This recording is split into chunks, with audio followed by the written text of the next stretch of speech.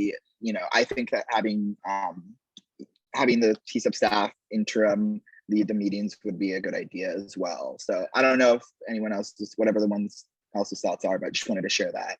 Thank you. Yeah, thanks, Taji. And I think that kind of new direction of the subcommittees would just, consensus would have to be reached with all of the PCCEP. And I don't think that conversation has been had just yet. So I think that is aspirational right now, but they're good thoughts, and I appreciate Taji you sharing those things. But I wanted to get an initial reaction to those. Marcia is aware of them. Do others have thoughts?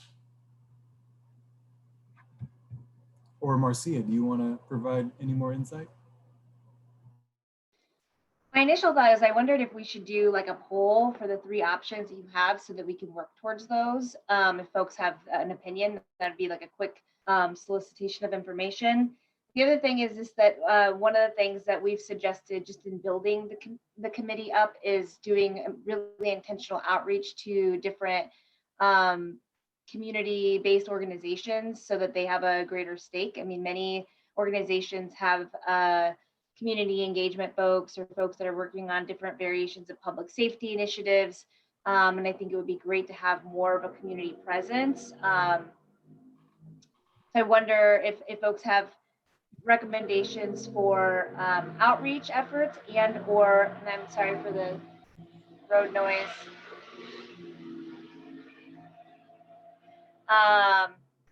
And if you have thoughts on individuals that you'd like to nominate, you feel free to enter it in the chat, or you can also let us know that you will tell us later.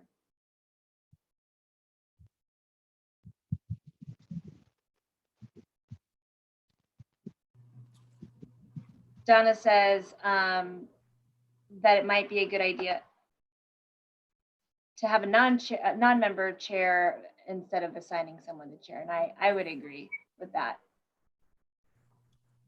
Go ahead, Anne. Thank you. I wonder, I like all of the options. I wonder about, as I've expressed interest in helping, I'm wondering about having a couple of people working on it together, co-chairing, if that's something you thought about. But then again, we'd need somebody else because we don't want me leading this work on this committee.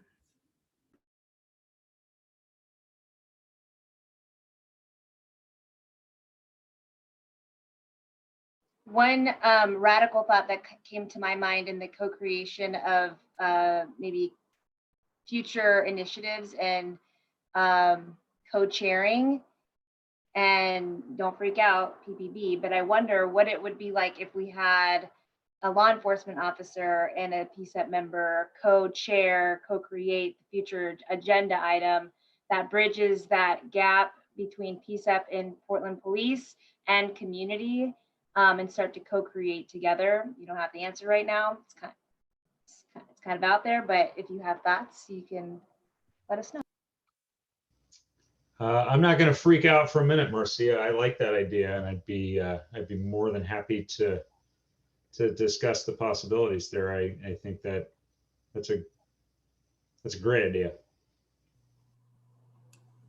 Yeah. Well, maybe we can talk off, like, have some planning sessions around that. Perhaps we can flush this idea out a little bit more in the next few minutes, because I also think it's a phenomenal idea to have a collaborative endeavor on the subcommittees. I know the Behavioral Health Subcommittee really tries to integrate police officers, as does the Racial Equity Subcommittee, integrate police officers into their programming. Next month, the Behavioral Health Subcommittee is soliciting information directly from police officers, or hoping to, right, about the Core Patrol Services recommendation.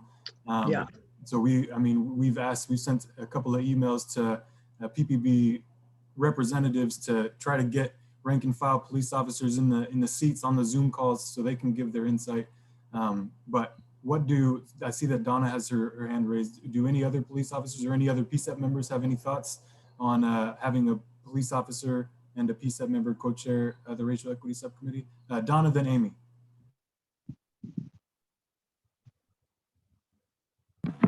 Sorry, had to get myself off mute. So first meeting to the committee, and I think having police officers as members of the committee would be great to get that insight, but then having them co-chair might be going a little too far at this stage in the process. I'm not sure how you could sell that to community. I, for one, would go, well, that's not a real process then, if I heard of that. So I wouldn't be in favor of co-chairing. Participation would be awesome. Thanks. Thanks, Donna. To be clear, PCEP or city staff aren't eligible to be PCEP members, right? So city staff is including PPB officers. So they aren't PCEP members. This wouldn't be PCEP members. This would be subcommittee members, where anybody in the community, no matter what their job is, they can be members of any subcommittee. That's a great point, though. I appreciate bringing that up and just noting that. Amy, did you have something? Yeah, a long time ago when I used to chair the AMSAT group for the county, the ruling then is that they had a like a staff person from DOJ or the jail or the prison co-chair with the chair.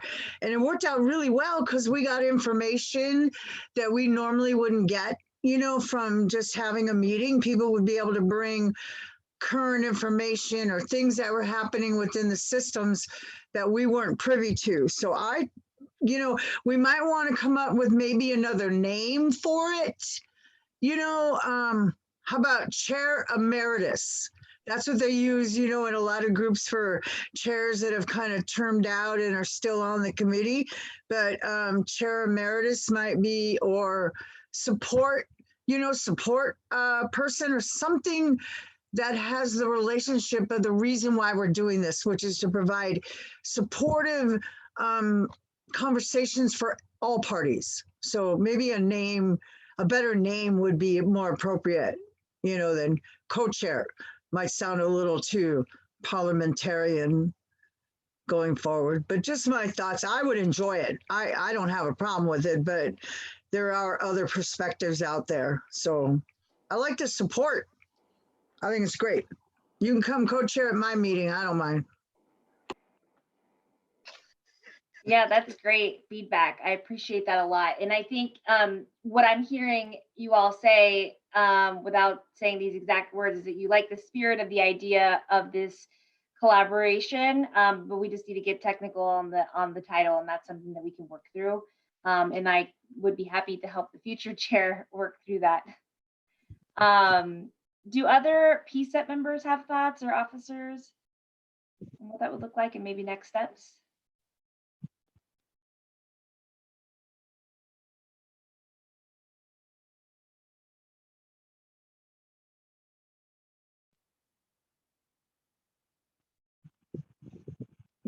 You just love the idea. That's good. All right. There's that. So for next steps, then, what I can do is, if maybe Deputy Chief Davis and I, we can connect and talk about what that might look like and have another meeting with PCEP and outline that future relationship. That'd be great. All right. So do folks feel we have any last questions before we move on to the next section of our agenda? All righty. So so for the past I feel like time's flying. So it's been a couple months now, and we know that folks have expressed the attendance of PPB at these meetings has been inconsistent, and we understood some reasons as to why that was. Some of us have been doing some behind the scenes work with PPB to kind of build those individual relationships, which I've been extremely grateful for. I am a huge proponent for building collaborative relationships with people.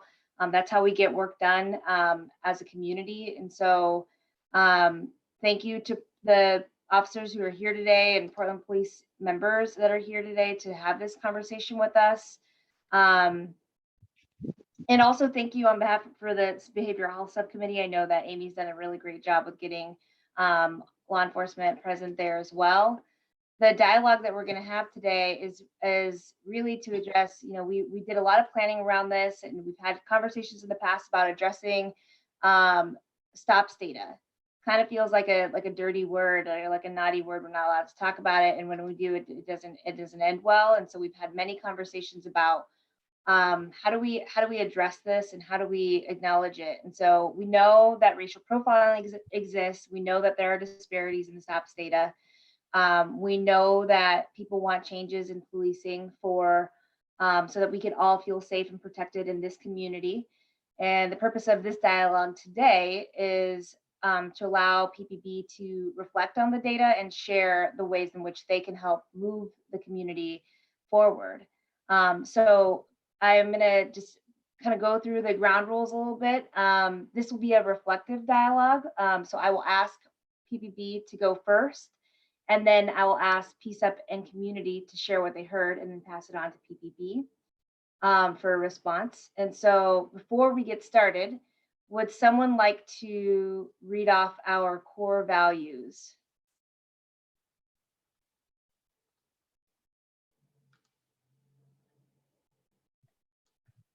You're gonna make me do all the talking?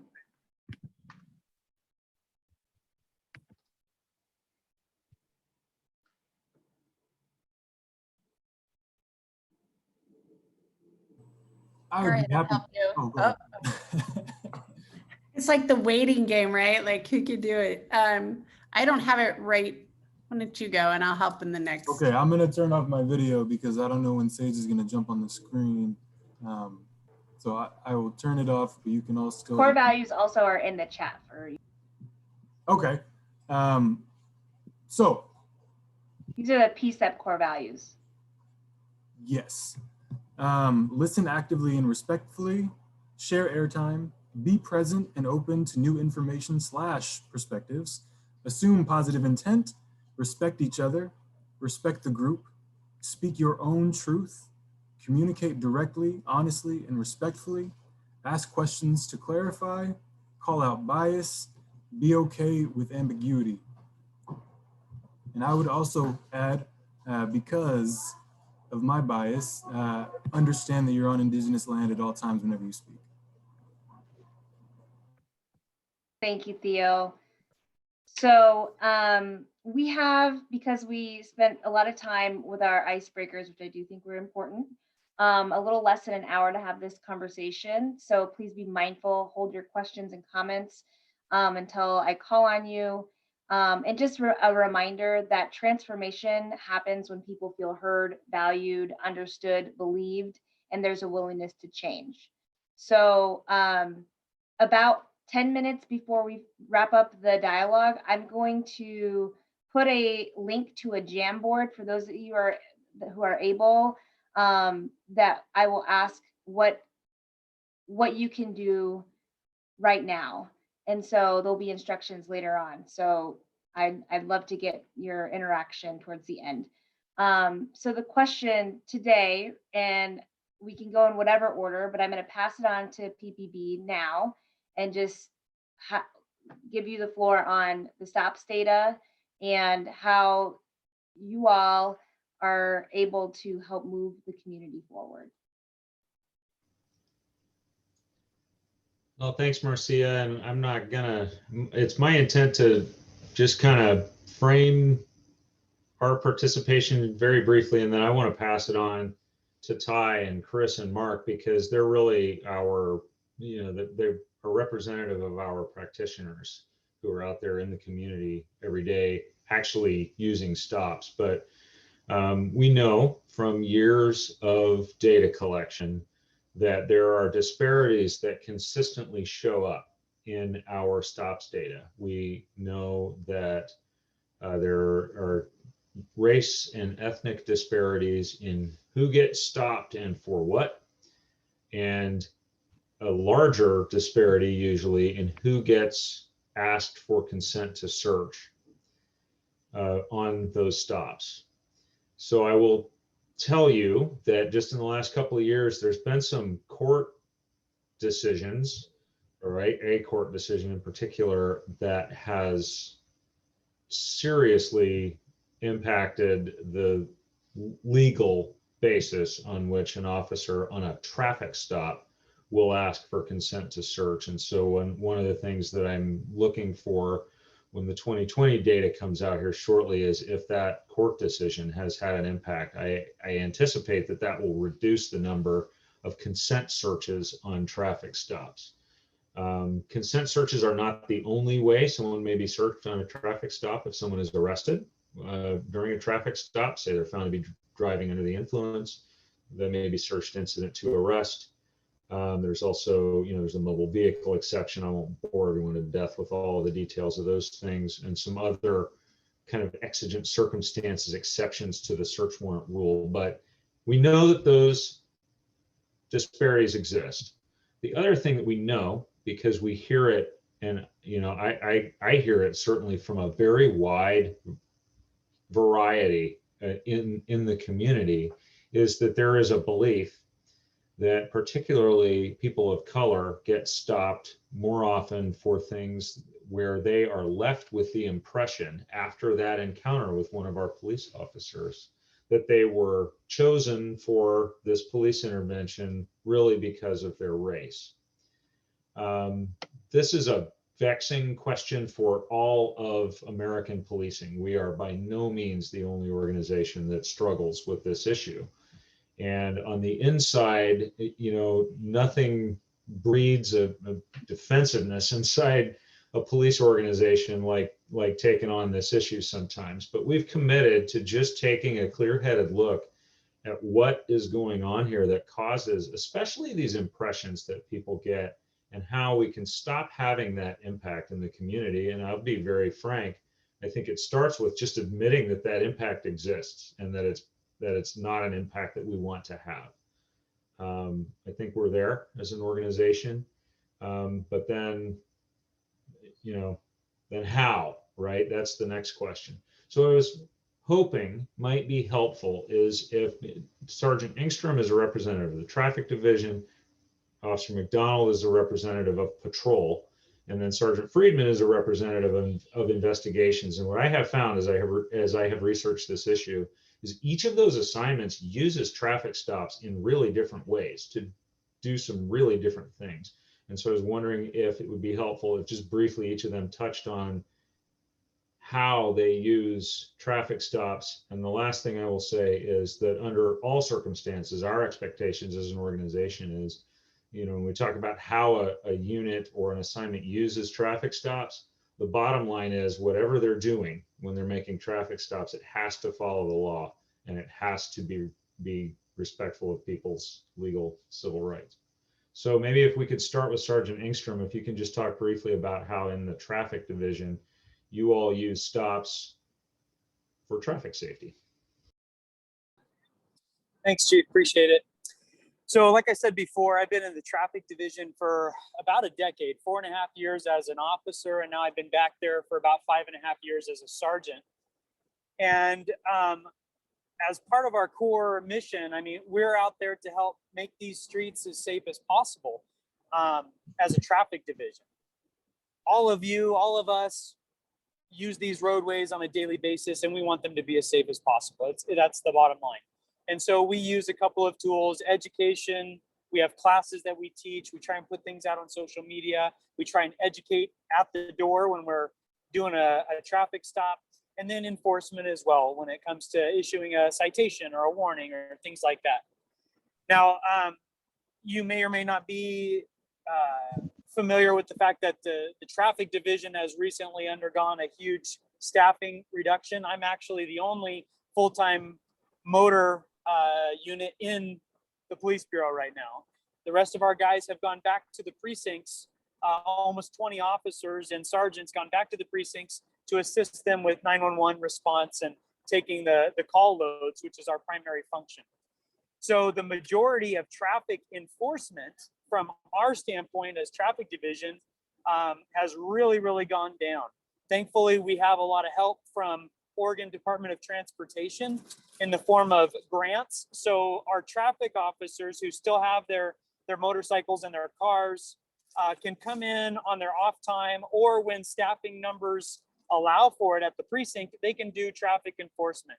So that's just a little bit of background. Now, when it comes to that traffic enforcement, I'm sure you all are familiar with Vision Zero. I've been working with that program for the last 5.5 years or so, trying to help with their 3 main goals, which are education, enforcement, and engineering. And PBOT is doing a great job trying to make our roadways safe from an engineering standpoint. So when it comes to that traffic enforcement and traffic stop part of our job as a traffic division, we are out there trying to make the roads safe. So that is our primary function, our primary goal. And so when we are doing traffic stops, we're looking for dangerous driving behaviors. We've told our guys for the last several years, our male and female officers, that we would like them to focus on dangerous driving behaviors. So speeding, reckless driving, DUIs, stuff that's going to cause crashes. And so they focus on those things, and they also focus on our high crash corridors around the city. And usually, especially if they're working speed enforcement, it is not uncommon for us to get the speed of the vehicle when it's still 1,000 feet away from us, and we have no clue who's driving the car, male, female, or what their race or nationality is. So oftentimes when we initiate a traffic stop and decide to pull them over, it's because of a dangerous driving behavior that we want to address. And oftentimes we have no clue who's even in the car when we make the decision to do that. Obviously, that might differ a little bit when it comes to distracted driving and cell phones, or seatbelt infractions, which are both dangerous driving behaviors. We want people to be safe. And so those things usually happen at a closer distance, and sometimes we can tell who's in the car before we make that stop. So I guess just what I wanted to frame out there in a nutshell is that as a traffic division, our goal is safety. My goal, I tell people this all the time on traffic stops, I want licensed, insured, safe drivers on the roadway. That's what I care about. And I'm not out there to achieve a quota of so many tickets or anything like that. I'll give warnings all day. I'll talk to people, I'll send them to classes, whatever. I just want to help impact driving behavior. One last thing before I turn it over is I serve as one of the 2 sergeants on the major crash team. So I spend about half of the year cumulatively as the on-call traffic team sergeant. We've already had, I believe, 28 fatalities this year, which is on track to be potentially our highest year ever. Last year was our highest year for traffic fatalities in 3 decades. And we are already well beyond that number for this year. So I'm the one who goes to those, sees those individuals who have died, and then has to go to their families and explain to them what happened and help try and console them and walk them through the process on what is arguably the worst day of their life. So this is a hugely important part of my job. As you might tell, I'm very passionate about it. I want our roadways to be safe. And so I'm out there to try and look for these dangerous driving behaviors on high crash corridors and help make an impact on the driving behavior of that individual so that they are licensed, insured, and safe drivers.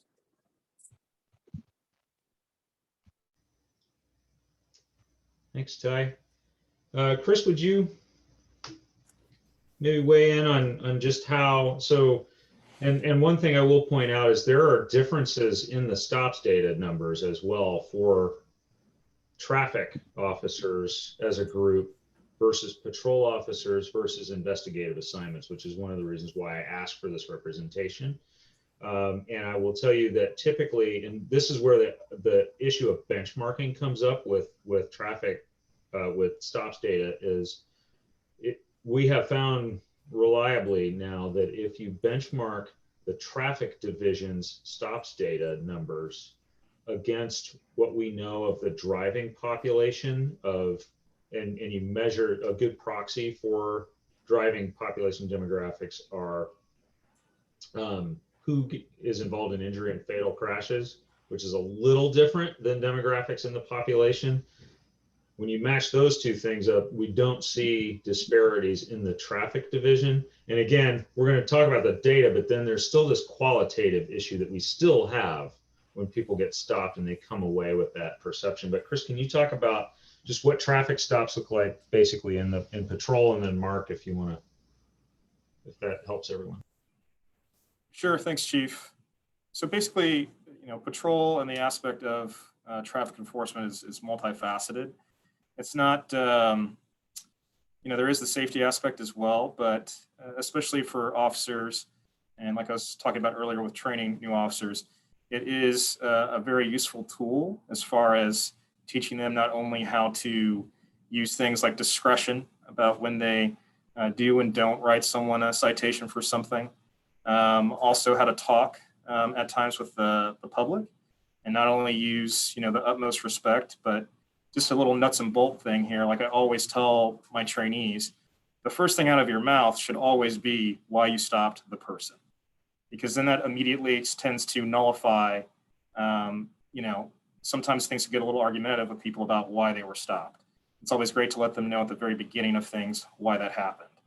So again, with that training tool, as far as pulling cars over for whatever the reason may be, if it's regulatory, in other words, their tags are expired, maybe they have a cracked or obscured windshield, lights are out, or something that steps up to be more egregious, like failure to obey a traffic control device.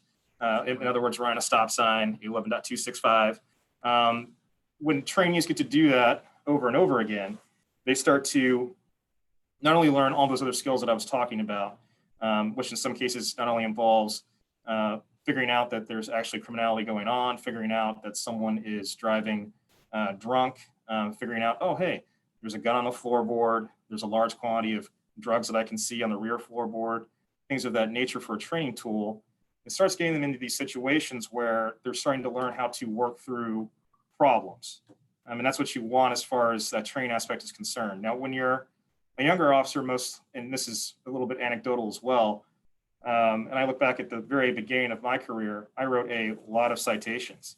But I'm to the point now, this is, I worked in another agency prior to this, but 17 years on, like you need to say something really bad about my mom at this point for me to want to write you a citation. I'm not there. Most often what I do now is warnings, because I feel like when I interact with people and let them know why they were stopped, what the reasons were, and how dangerous it can be for them, I think that has a settling effect as far as what their driving behavior was, and then it affects it for a while after that when they start to understand what those considerations are for whatever that traffic violation was. And then on top of that, there's also the more of an investigative aspect for that. Let's say you hear that a bank robbery came out, or that there was a shooting over at Unthink Park, and this is what the suspected vehicle looked like, and it was occupied, how many people were inside the vehicle, and you pull that over. Those skills that officer had sharpened earlier when they did all those other traffic stops helps them in finding those reasons to then stop that vehicle for that investigative purpose. So for instance, hey, that's the car that might be the shooting suspect car, and its headlights out. That would be a reason to stop them. So everything kind of comes together full circle after a while. But it is a very important skill to have, and it is a perishable skill for officers to have out there. And that's basically, that's what I have to say about the patrol aspect of it. I'll pass it over to Mark.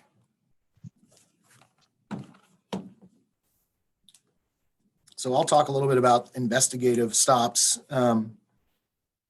For us, similar to what Sergeant Engstrom was talking about, our team, my team, we investigate typically Measure 11 assaults, primarily shootings, attempt murders, unlawful use of a weapon, assault 1, those types of cases that impact people's lives to a tremendous degree. We've had 167 people this year, roughly, that have been shot and injured in the city of Portland by gunfire. And so our investigators work really hard on each one of these cases to identify the perpetrators involved in these types of incidents. And many times that information comes from a variety of sources. Obviously, I won't go into every single one, but that information is gathered by our investigators and shared broadly sometimes with the entire Bureau through officer safety flyers or be on the lookout flyers for vehicles that are associated to some of these events. And sometimes that is held a little closer to the investigative unit, and we utilize other units, very specific units or our own folks to go out and further those investigations to determine who is potentially operating motor vehicles which may be connected to significant criminal incidents.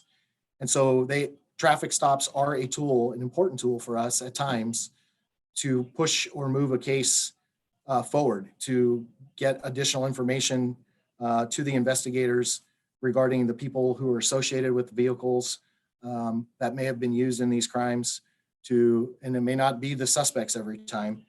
These cars frequently are shared, borrowed, not registered to the people who are actually operating them. And so we have to use these stops many times to determine who's been involved specifically in some of these criminal incidents. And so to that end, one of the frustrating things for me, and I've shared this before, when we do collect stop status, so a traffic stop may take place, a pretext traffic stop may take place on a vehicle that we have good information was connected to a shooting incident, for example. It may appear to just be a traffic stop to the person who's being stopped. And in many times that's what we want it to appear, as if it is just a stop, but we're gathering intelligence and information at the time of the stop, not only who's operating the car, but potentially who else is in the car with that person. And so we are, as part of the stops data collection that we fill out upon completing that stop, we do not have the option to contextualize the reason for that stop, which in our case many times is investigative. And so when we're stopping individuals who are involved in gun violence, or people that are connected, or vehicles that are connected to gun violence, we're not able to contextualize the real reason that stop is taking place. And I think that hurts us a little bit, because sometimes during those interactions, in fact, many times during those interactions, the occupants of those cars are asked potentially to consent to a search. We want to get into that vehicle to look for evidence connected to those crimes. We want to search people in those cars, particularly if other things are happening during that stop. The behavior, a lot of it's behavior based. So that stuff, it's very difficult for you to capture that in a meaningful way in a stops data collection form to report out to the public. And so it's been frustrating because we've been criticized in the past in some of these investigative units for some of the disparate data that exists. But it's also important for folks to know that many times these stops are happening with a lot of other information that we know that we can't share or contextualize in our data collection form. And so I won't go on, but in a nutshell, for us as investigators, traffic stops are vital. They're something that we need to do, that we have to do in order to move these cases forward. And these are important criminal investigations. They impact people's lives significantly. And many of the people who are involved in gun crime, as we know, are repeat shooters. They don't just go out and shoot once. They're potentially shooting multiple times. And the nature of gun violence being what it is, one shooting leads to another shooting leads to another shooting. And so for us, being able to get in the middle of that and intervene is critically important, not only for the individuals directly involved, but for the people living in the community who are also subjected to some of the negative impacts that gun violence creates in the community. And I'll leave it at that. Marcia, I wonder if I could ask then from here, just having kind of shared some of that insight, I hope that's helpful for everyone. But so we've identified the problem, right? We still have data that shows racial and ethnic disparities in who gets stopped, who gets asked for consent to search, despite the fact that we do not find contraband at higher rates. On the other hand, we're trying to balance, what I hope we can agree, at least in some measure, are legitimate public safety objectives, like, solving serious crimes or keeping the roads safe. So I guess what I'm looking for help with, because we also can't just keep having these disparities show up year after year after year and talking about it and not do something. So the question I have for the group, and if somebody can give me the answer to this, I'll really appreciate it, because I'm responsible for coming up with it. But how do we balance those two things so that we are fulfilling our legitimate public safety needs to keep people safe, but we're also doing it in a way that is fair and equitable, and that people feel okay about, even when they leave one of those interactions, they feel like, okay, I kind of understand. I feel like that was, maybe I didn't like it and stopped, but at least I feel like it was legitimate, like I was treated right and my rights were respected. I mean, am I framing the question here right? I think, well, first of all, thank you all for sharing your respective perspective on stops data for your different divisions.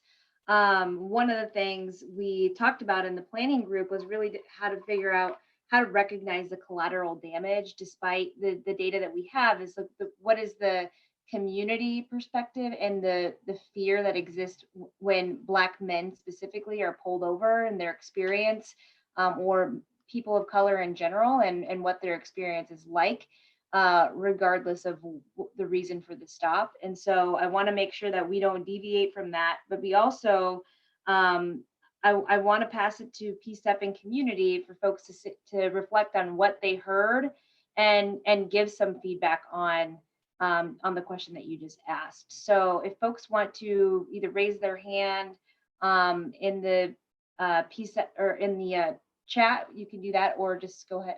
Ann, I see your hand up, and then other folks have their hand up. Just go ahead and raise it. I'll call on you. Thank you all for your presentation.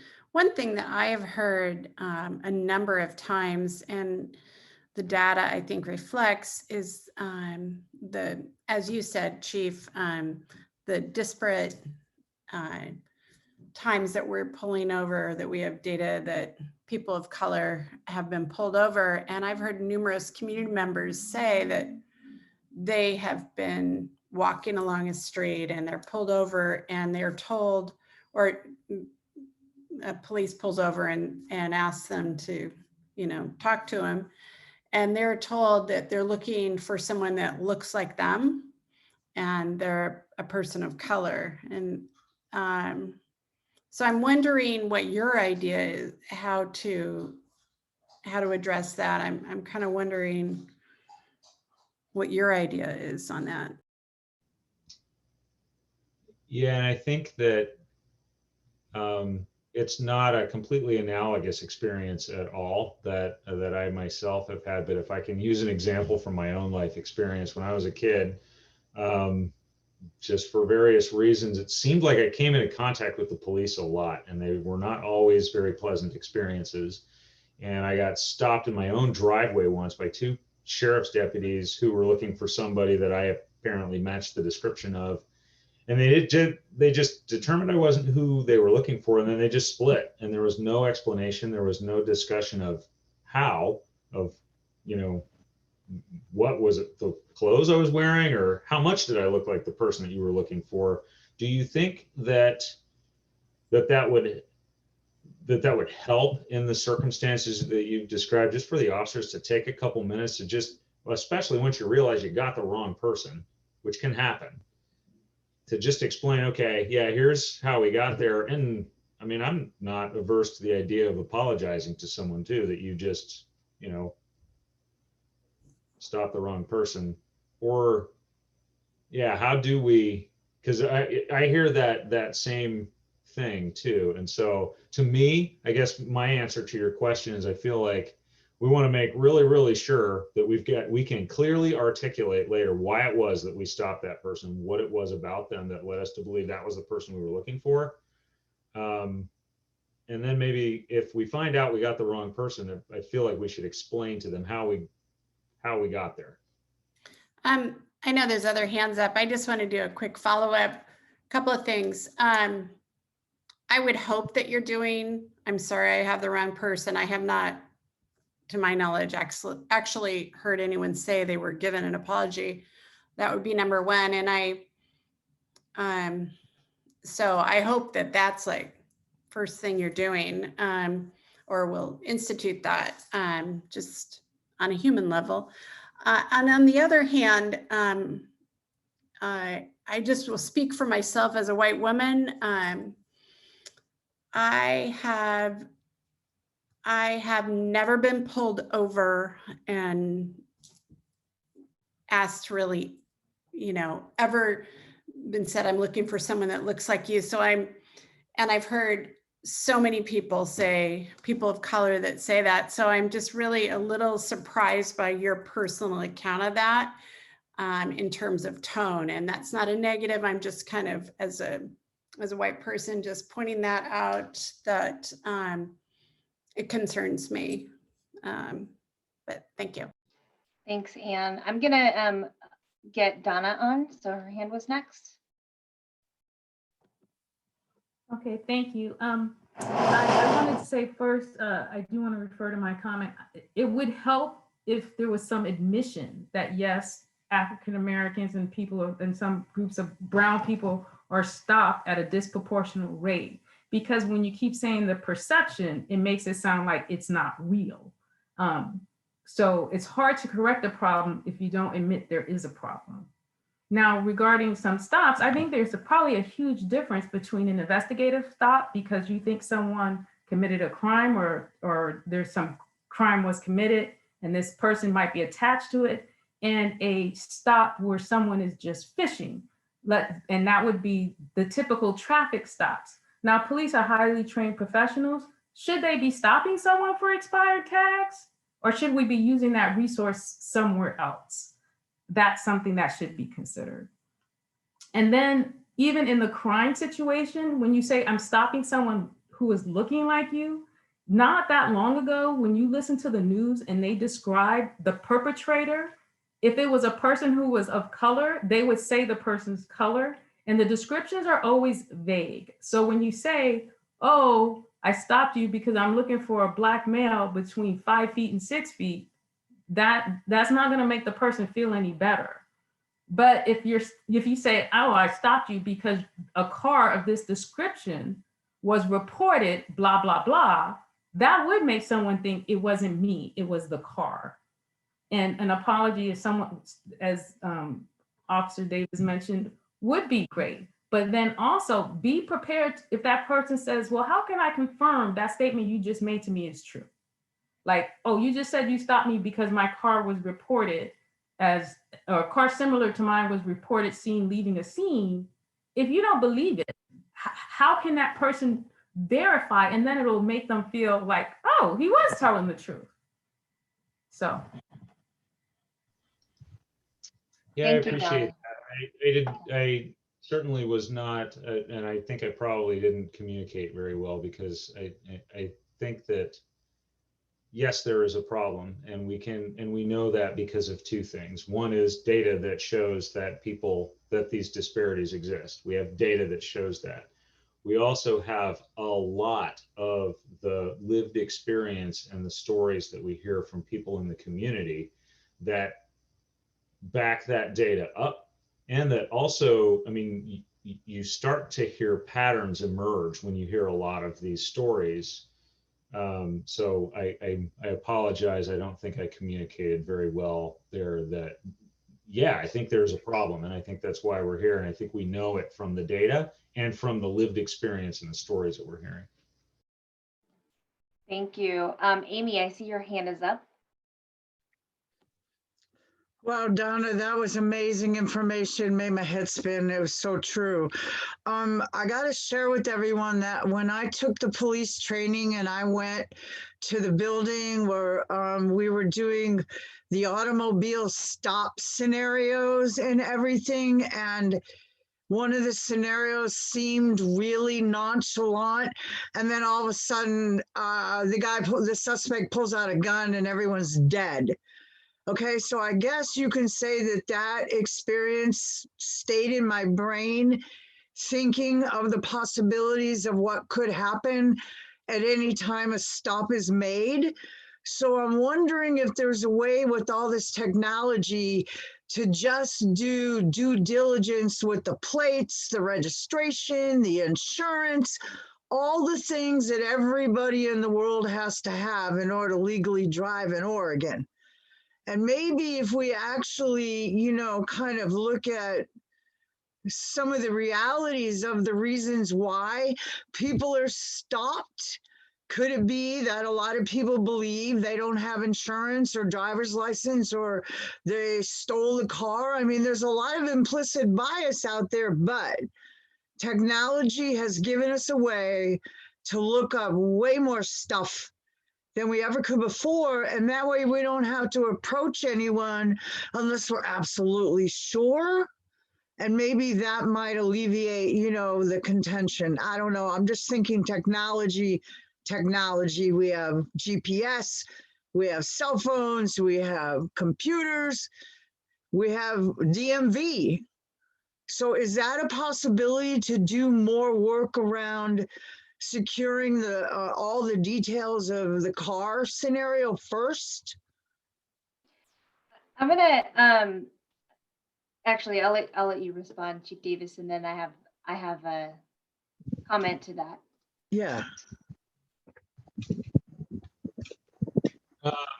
I think it can. I think it's, you know, police work is not monolithic, and this is and it's a very complicated task that we send police officers out to do.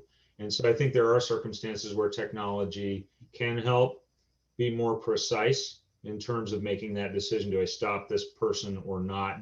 For the things based on suspicion, I mean, I feel like there's broad agreement that if you're, you know, run a red light or something like that, we should probably stop and address the safety issue. But for the more investigative stops, yeah, you know, and where we're trying to go as an organization is towards having more precision and getting away from the sort of fishing expedition, just go look for people you find suspicious and check them out, getting away from that and getting to more precision. If we stopped you, we had a really, really good reason.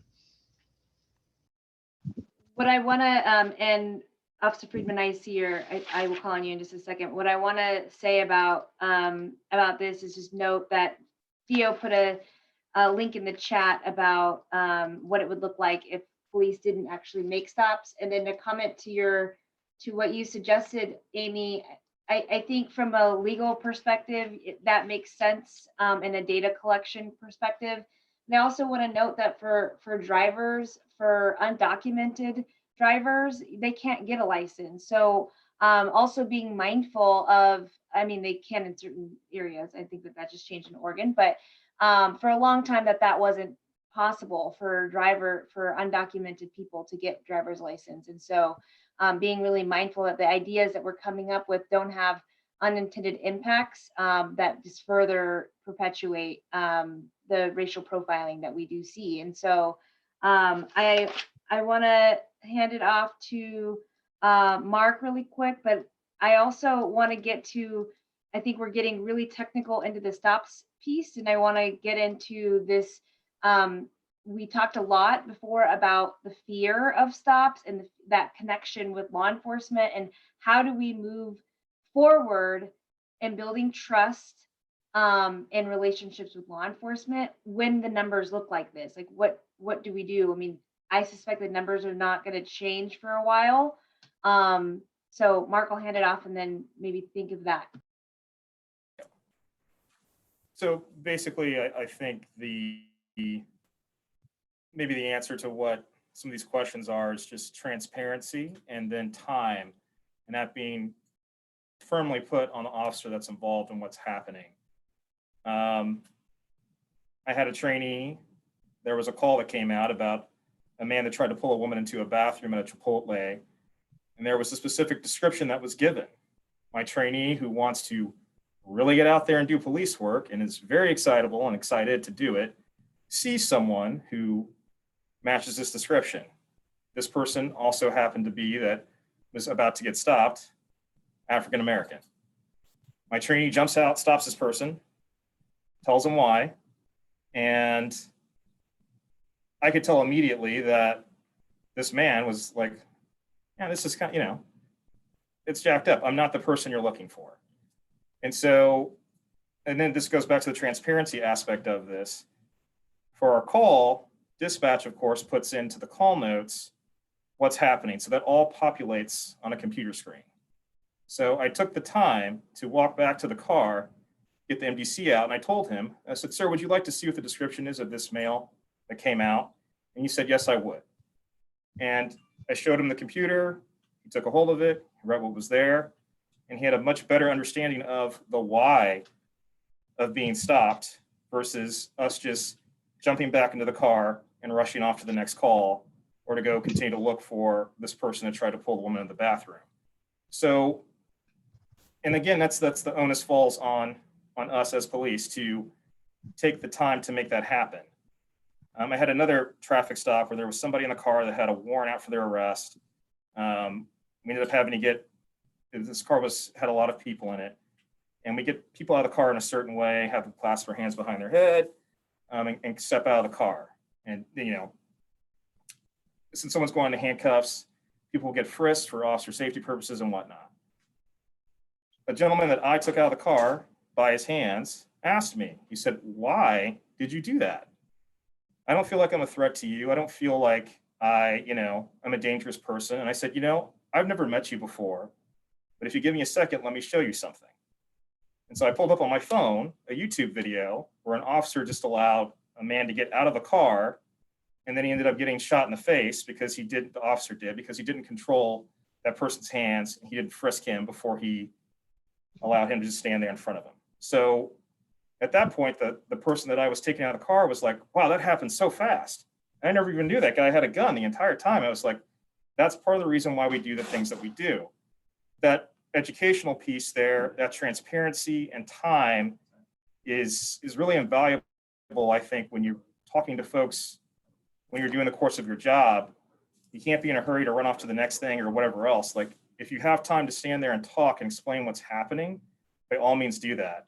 Because I feel like when people are armed with the information of why what was happening happened, it's far less caustic in their minds or toxic as far as how they view the police. And just like the chief was saying, I've had many police contacts outside of work, especially when I was a younger kid growing up.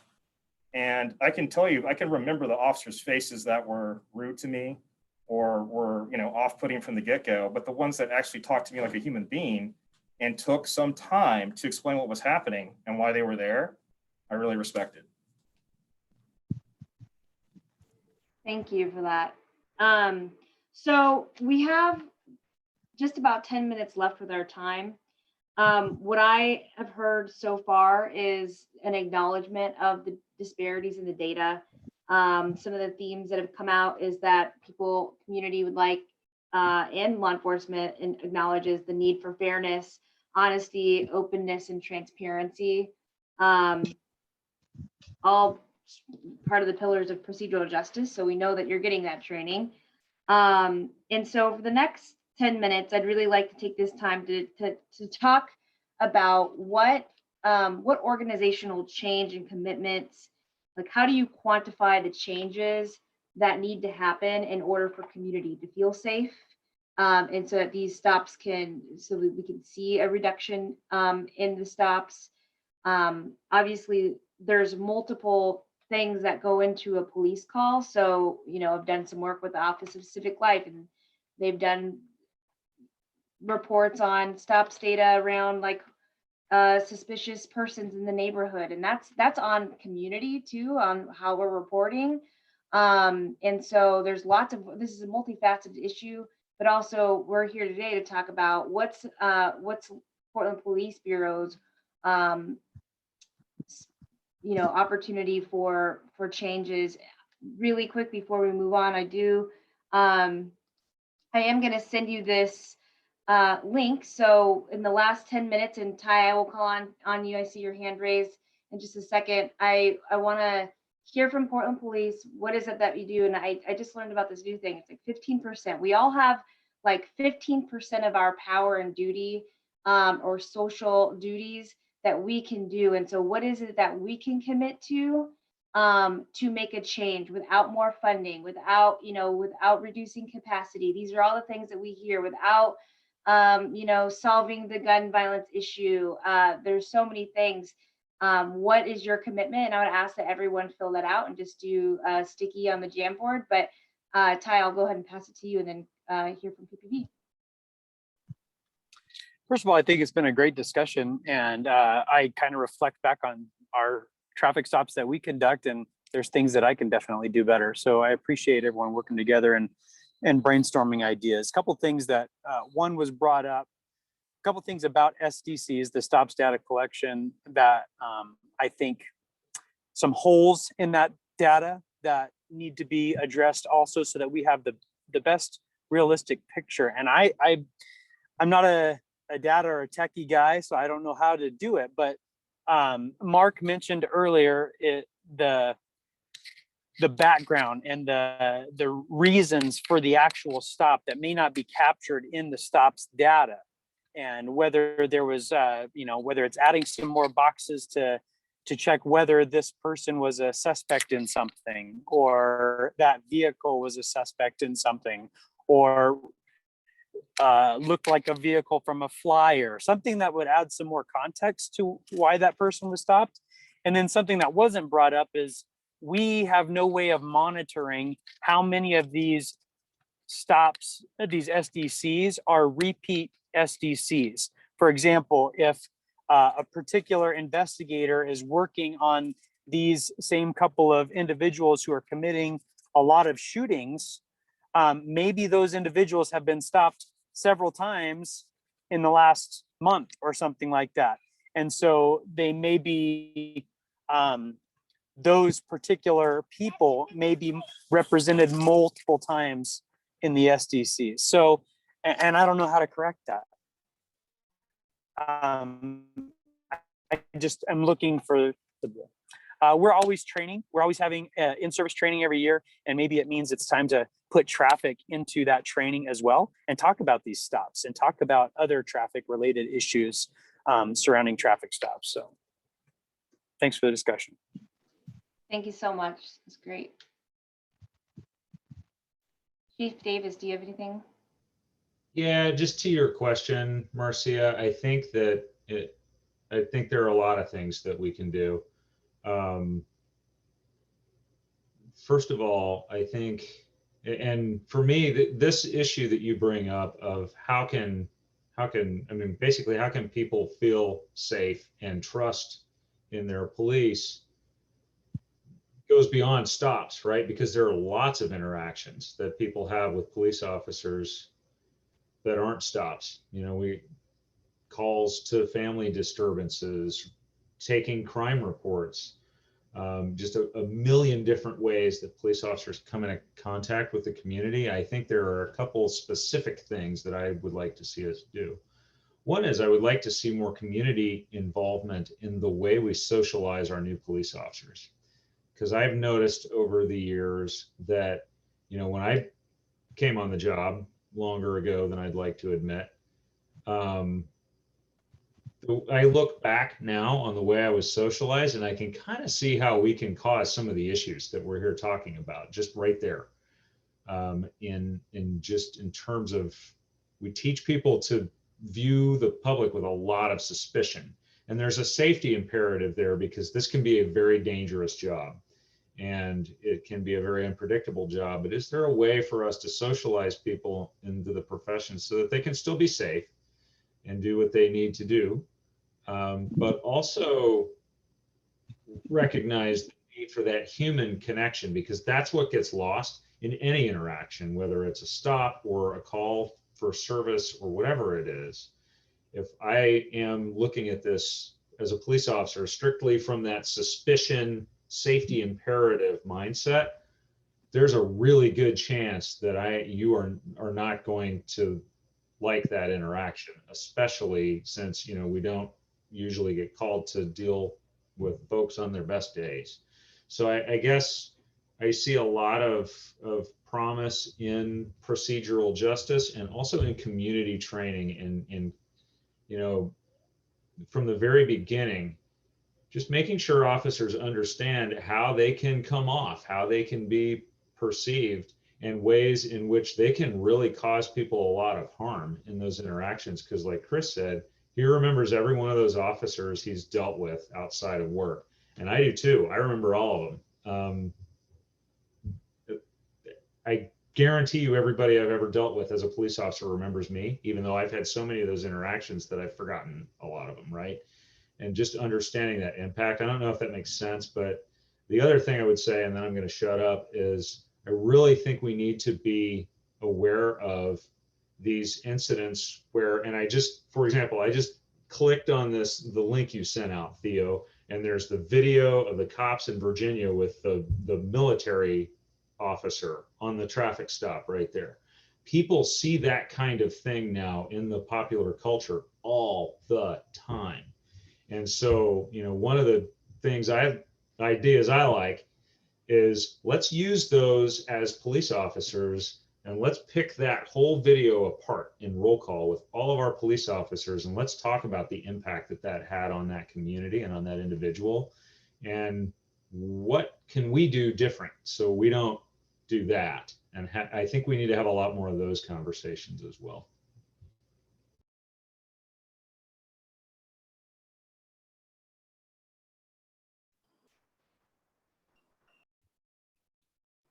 I really like that idea.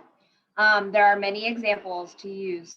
Folks have been shy about the Jamboard. I kind of like the idea, but if you don't want to enter what you can commit to, where do you have discretion and freedom to act now, and what you do to support police and community and building these relationships and making changes, then think about that on your own. And I think you have more power than sometimes we think we do. And our spheres of influence is much more significant, I think, than oftentimes our organizational structures and circles, policies, and procedures allow us to think.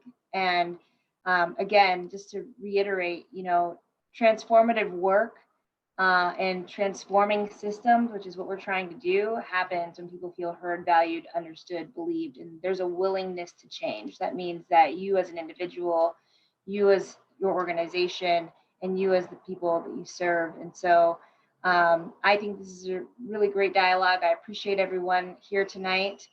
If there are other questions, last minute thoughts, we have about 1 minute. I want to be mindful of your time and of the loud background noise that's happening outside my house.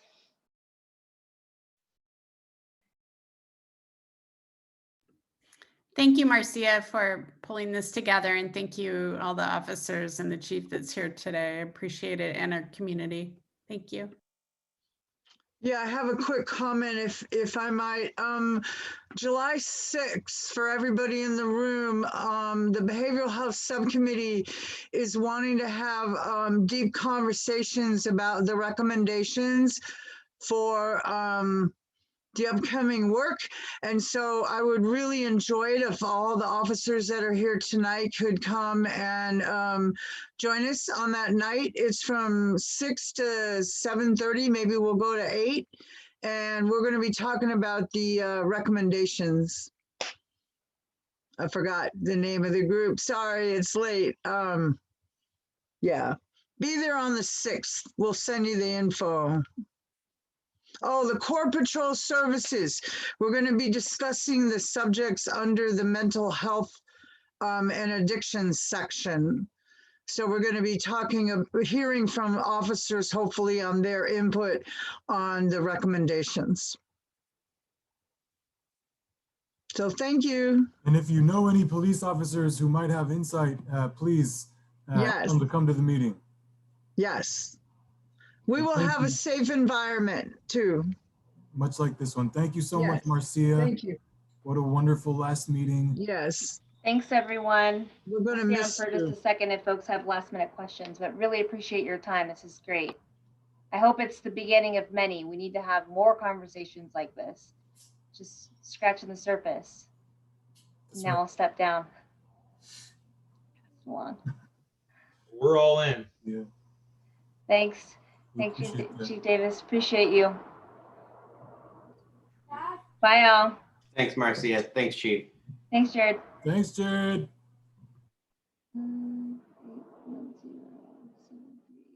Hey, Theo, 1 second. Don't turn it off yet. Yes. I'm trying to write a note in the chat. And I'm like, Okay, I'm gonna okay, compile the information from the chat. Thanks, Ty. Notes. Thanks, Ty. let me know if you want to set up a follow-up meeting. And then I think it would be great if we can check in with Chief Davis. Yes, please. Thanks, Marcia. That was fantastic. You've done a great job with this group. Thank you for that. Thanks, Judith. I'm glad you were able to join us. Yeah, I'm sorry I was late. I was facilitating another meeting for work beforehand, so was glad to be here. Thanks, everybody. Yes, thank you. And again, my apologies for being late. I had a finance committee meeting at my work and I'm the manager of all the revenue. So it's kind of like I had to be there to count the pennies. But Celeste, feel free and give me a call. Yes, I got your number. I have your number. And what's a good time? You can call me right now if you'd like. Okay, perfect. I will. We'll talk soon. Okay, bye-bye. Bye. Thank you, Judith. Thank you, Marcia. Marcia, how about Monday? I'm gonna try to, what? Yeah. Time on Monday? Yeah. Okay. You wanna just do a phone call? Yeah, that's great. Cool. Oh, I should stop recording. Yeah, you should stop recording.